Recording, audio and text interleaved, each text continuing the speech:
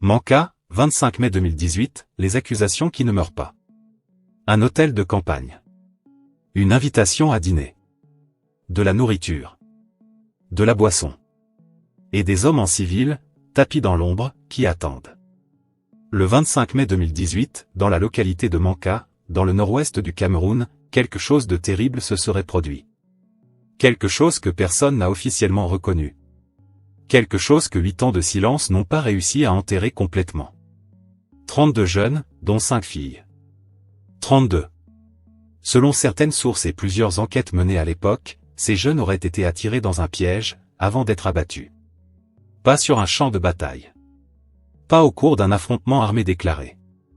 Mais dans un établissement privé, autour d'un repas. Aujourd'hui, à l'occasion du 8e anniversaire de ces événements, les accusations ressurgissent sur les réseaux sociaux. Elles pointent vers un homme, Paul Atanga Nji, ministre de l'administration territoriale du Cameroun. Est-ce que ces accusations sont fondées? Que s'est-il réellement passé ce jour-là? Et surtout, pourquoi, 8 ans après, personne n'a encore répondu de ces faits devant un tribunal? Restez avec nous. Ce que vous allez entendre risque de vous déranger. Partie 1. Contexte et fait, le Cameroun en flammes. Pour comprendre ce qui s'est passé à Manka, il faut d'abord comprendre ce qu'était le Cameroun en mai 2018. La crise dite anglophone avait commencé officiellement en 2016, avec des grèves d'avocats et d'enseignants dans les régions du nord-ouest et du sud-ouest. Ce qui avait débuté comme un mouvement de revendication corporatiste s'était progressivement transformé en quelque chose de beaucoup plus profond, une crise identitaire, politique, existentielle. D'un côté, des citoyens anglophones qui se sentaient marginalisés, absorbés, étouffés par un État majoritairement francophone. De l'autre, un gouvernement qui avait longtemps refusé de nommer le problème, préférant parler de « quelques agitateurs manipulés de l'extérieur ». La répression s'était durcie. Des villages avaient été brûlés. Des civils avaient fui. Des jeunes, désespérés, avaient rejoint des groupes armés séparatistes, que l'on appelait les Amba Boys, des combattants se réclamant de la République imaginaire d'Ambazonie. Et c'est dans ce contexte de chaos, de peur et de violence que Paul Atanga Nji entre en scène. Nommé ministre de l'administration territoriale le 2 mars 2018, soit à peine 2 mois avant les événements de Manka, cet homme n'est pas un novice de l'appareil d'État camerounais. Loin de là. Ancien agent des services de renseignement, secrétaire permanent du Conseil national de la sécurité, une structure dont l'existence même reste peu connue du grand public, Atanga Nji est, selon plusieurs analystes, un homme du système. Un homme formé dans les couloirs où les décisions lourdes se prennent sans laisser de traces. Il hérite d'un portefeuille ministériel au cœur de la crise. Et selon certaines sources, il aurait décidé d'y apporter sa propre méthode. Mais attendez. Parce que l'histoire que nous allons vous raconter est bien plus complexe, et bien plus troublante, que ce que vous imaginez. Partie 2. Le conflit, le piège de Manka. Manka. Pinine. Nord-ouest Cameroun. Une localité rurale, nichée dans les hautes terres anglophones. Une région où la méfiance entre communautés, entre factions, entre l'État et les populations, avait atteint des sommets en 2018. Selon les informations diffusées par plusieurs sources à l'époque, et relayées depuis par des militants des droits humains, ce qui s'est passé au Star Motel ce 25 mai 2018 ne ressemble pas à un affrontement. Cela ressemble à une exécution planifiée. Voici ce que ces sources affirment. Un groupe d'une trentaine de jeunes, dont plusieurs femmes, aurait été conviés à se retrouver dans cet établissement. L'invitation leur serait venue d'une figure d'autorité locale incontournable, le Fonds Azobocus Ngu, chef traditionnel de Manka. Dans les sociétés anglophones du Cameroun, les fonds, ces chefs royaux, jouissent d'une autorité morale et culturelle immense. Quand un fonds convoque, on vient. On ne questionne pas. On ne suspecte pas. Ce jour-là, selon les récits recueillis, le chef traditionnel les aurait accueillis dans l'établissement appartenant à son propre fils, un certain Clétus. De la nourriture. De la boisson. Une ambiance apparemment détendue. Mais à l'intérieur de cet hôtel, selon plusieurs sources, des hommes en civil attendaient. Et quand le moment est venu, ces hommes auraient ouvert le feu. 32 jeunes auraient été tués sur place. Dont 5 filles. Après la fusillade, selon des témoignages recueillis à l'époque, des hommes auraient pris la fuite à bord d'un véhicule tout-terrain de type Prado noir. Et le fonds Mazobo se serait trouvé à bord de ce même véhicule. Ce n'est pas tout. Parce que la question qui tue, et permettez l'expression, n'est pas seulement de savoir qui a appuyé sur la gâchette. La vraie question, c'est, qui avait intérêt à ce que ces 32 jeunes disparaissent. Et c'est là que le récit prend une tournure encore plus sombre. Selon les enquêtes menées à l'époque par plusieurs médias et relayées depuis par des organisations de défense des droits humains, ces jeunes ne seraient pas de simples combattants ambazoniens. Ils auraient été, selon ces mêmes sources, recrutés, armés et financés pour commettre des actes de violence dans la région, dans le but de les faire passer ensuite pour des séparatistes. Une stratégie de manipulation de l'opinion. Un montage, selon ces sources, destiné à alimenter la narrative officielle, celle d'un État qui combat des terroristes. Mais ce groupe aurait dérapé. Il serait devenu incontrôlable. Il aurait commis des actes que ses prétendus commanditaires n'avaient pas prévus, allant jusqu'à saccager des palais royaux, symboles sacrés des communautés anglophones. Et à ce moment précis, selon ces sources, le calcul aurait changé. Des témoins vivants devenaient un risque. Des jeunes qui savent trop de choses, qui pourraient parler, qui pourraient désigner leur commanditaire en cas d'arrestation, c'est une menace. Une menace à éliminer. Partie 3, révélation et décryptage, ce que l'enquête révèle. 8 ans. Voilà combien de temps s'est écoulé depuis ces événements. Et pendant 8 ans, aucun tribunal camerounais n'a ouvert de procès. Aucun officiel n'a été mis en examen.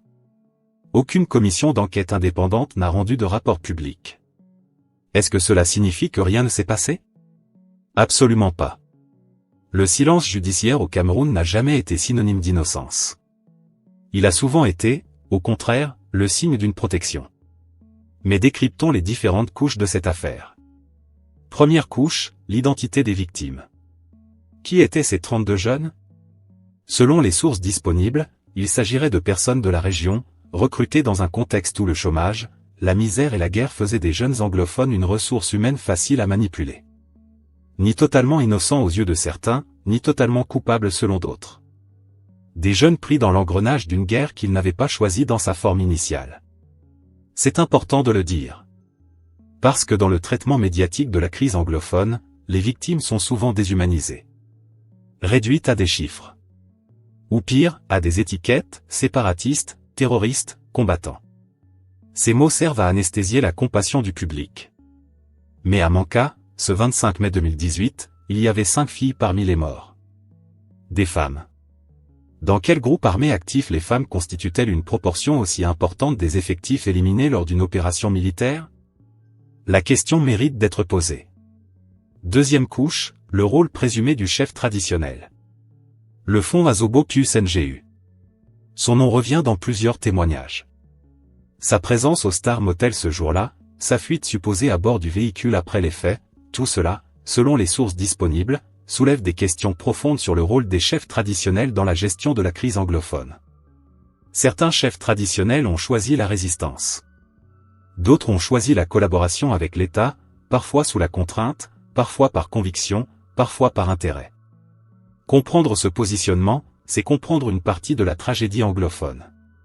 Troisième couche, la carrière d'Atanga NJ après Manka. C'est peut-être l'élément le plus révélateur. Paul Atanga NJ n'a pas été mis à l'écart après mai 2018. Il n'a pas été convoqué par une commission parlementaire. Il n'a pas été inquiété. Au contraire. Il est resté ministre. Il a consolidé sa position. Il est devenu l'une des figures les plus puissantes du gouvernement Biya, contrôlant les préfets, les sous-préfets, les élections locales, le fichier électoral. Un homme au cœur du dispositif de maintien au pouvoir. Pour ses partisans, cela prouve son innocence et sa légitimité. Pour ses détracteurs, cela prouve quelque chose de plus inquiétant, que dans certains systèmes, les crimes présumés ne sont pas des obstacles à l'ascension. Ils en sont parfois la condition. Quatrième couche, l'impunité comme système. Ce qui s'est passé à Manka, si l'on accepte que les faits relatés correspondent à une réalité, ne serait pas un incident isolé. Ce serait un épisode parmi d'autres d'une gestion de la crise anglophone marquée, selon de nombreuses organisations internationales, dont Amnesty International et Human Rights Watch, par des violations graves des droits humains des deux côtés. Des villages brûlés par des soldats. Des civils tués. Des exécutions extrajudiciaires documentées. Et dans pratiquement aucun cas, une poursuite judiciaire sérieuse côté gouvernemental. L'impunité n'est pas un dysfonctionnement du système camerounais. Selon plusieurs experts, elle en est une composante structurelle. Partie 4. Analyse satirique, le Cameroun et ses fantômes. Il y a au Cameroun une tradition bien établie que nous pourrions appeler, avec tout le respect que nous ne devons pas à cette pratique, l'art de l'oubli organisé. On brûle un village. Les photos circulent. Il y a une indignation internationale. Puis un communiqué du gouvernement parle de « bandits neutralisés ». Puis plus rien. Puis une autre actualité prend le dessus. Et l'épisode rejoint cette longue liste de ce que les Camerounais appellent entre eux, les affaires qu'on ne cite plus à voix haute. Manka, c'est une de ces affaires-là. Mais ce qui est fascinant, et fascinant est un mot doux pour une situation aussi grave, c'est la mécanique de l'impunité au Cameroun. Elle ne repose pas sur la force brute, enfin pas seulement. Elle repose sur quelque chose de plus subtil, la normalisation. Quand les crimes présumés se multiplient et qu'aucun ne donne lieu à une condamnation, la population finit par intégrer un message implicite. Ce message, c'est « certaines personnes sont au-dessus de la justice ». Non pas parce que c'est écrit dans la Constitution, mais parce que les faits, répétés, le démontrent. Et cette normalisation a un coût psychologique pour la société entière. Parlons maintenant de Paul Atanga Nji avec la distance analytique que le sujet impose. Cet homme, présenté par les médias proches du pouvoir comme un pilier de la stabilité nationale, est simultanément décrit par ses opposants comme l'incarnation du sécurocrate impitoyable. Deux portraits contradictoires. Deux Cameroun qui se regardent sans se voir. Ce qui est indéniable, ce sont les faits vérifiables. Il a été nommé en mars 2018. Il supervise un portefeuille qui couvre l'ensemble de l'administration territoriale dans un pays en crise. Il est un des hommes les mieux informés du pays. Il a survécu à tous les remaniements ministériels. Dans un système où la survie politique est elle-même un art, Atanga Nji est un maître. Mais voilà ce que la satire camerounaise a toujours su dire mieux que n'importe quel éditorial. Quand un homme devient indispensable au pouvoir, c'est souvent parce qu'il en sait trop sur le pouvoir pour être mis de côté. Les Camerounais ont un proverbe pour ça. On ne jette pas un couteau qui a déjà servi. On le range. Précieusement. Et puis il y a la question du fond. Dans l'imaginaire collectif anglophone, le fond est une figure sacrée. Il est le gardien de la tradition, le lien entre les vivants et les ancêtres, la voix de la communauté dans les moments de crise. Si les accusations sont fondées, si un fond a effectivement servi d'appât pour attirer des jeunes de sa propre communauté dans un piège mortel, alors ce n'est pas seulement un crime. C'est une trahison civilisationnelle. C'est comme si le prêtre avait vendu ses fidèles. Comme si le médecin avait inoculé la maladie. C'est le retournement de la confiance dans sa forme la plus brutale. Et là encore, aucune procédure judiciaire. Aucune audition publique. Aucune explication officielle. Mais revenons à la question fondamentale que tout cela soulève. Pourquoi aujourd'hui ? Pourquoi ces accusations resurfacent-elles avec autant de force 8 ans après ? La réponse est peut-être simple. Parce que les réseaux sociaux ont créé une mémoire collective que les gouvernements ne peuvent plus effacer.